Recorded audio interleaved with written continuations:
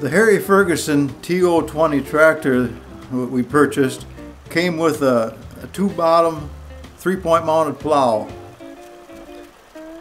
The plow had sat outside, we had some rust on it.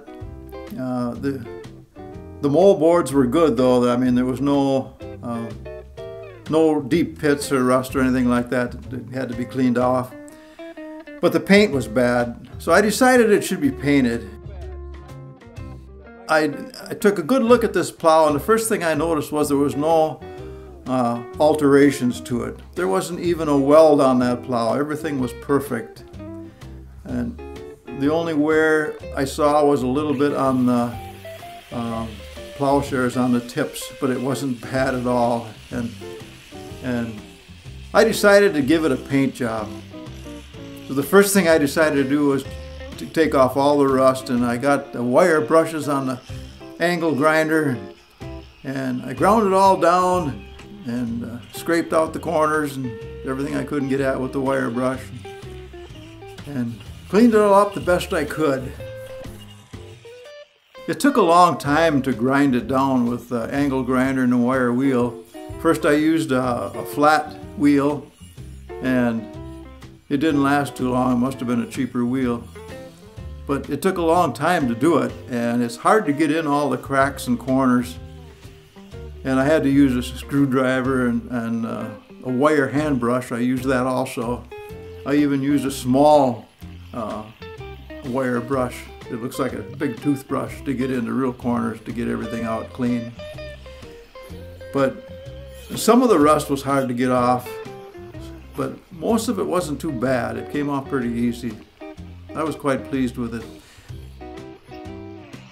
And then I also used a cupped grinding wheel, but it's actually a wire wheel. It's a cupped wire wheel, I guess they call it. Put it on the angle grinder. That way I could go over all the bolts, heads and everything and get them clean. I used that quite a little. But overall it polished up pretty good. I was real happy with it.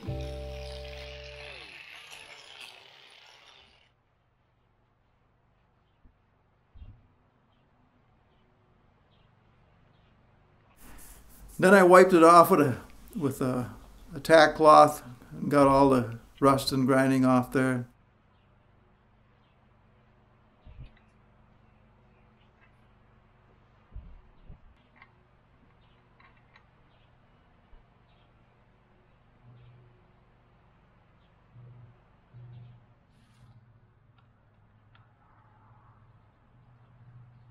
And then I gave it a coat of primer. And I decided I wasn't going to spray it on, because every time I spray the primer or the paint outside in a plow like that, or any implement that isn't a solid form, I tend to lose a lot of paint. So I figured I'd just brush it on. And if you have a good brush and good paint, you don't have to worry about it. It'll self-level and it'll look pretty decent.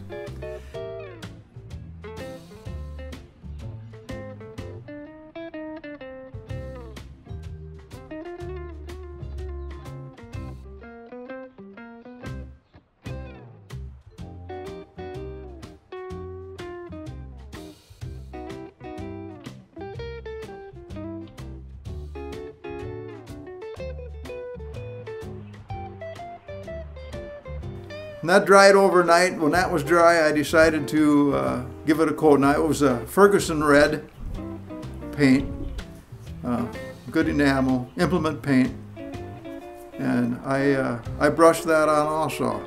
I gave it one good coat, and then I'm going to come back and give it another coat, and then it'll be completed. And the only masking I did on it was the center of the hubs on the coulters. I didn't want to get paint on the coulters. And I will put it's a wash paint that they put on moldboard plows, shares, and the coulters. I'll put that to be black. I'll put that on just to protect it from rust. But again, that's a thin coat that'll come right off if you put it in the ground to use it. So I won't have to worry about it scouring.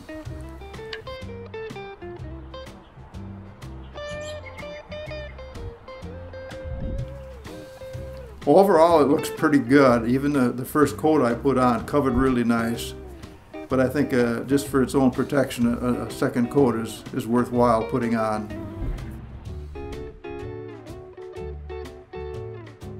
Well, I've still got one coat of paint to put on this plow and a coat of wax after it's dry.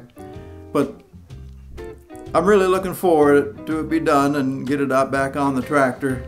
We'll check back and I'll be showing you pictures of it on the tractor when it's all put together.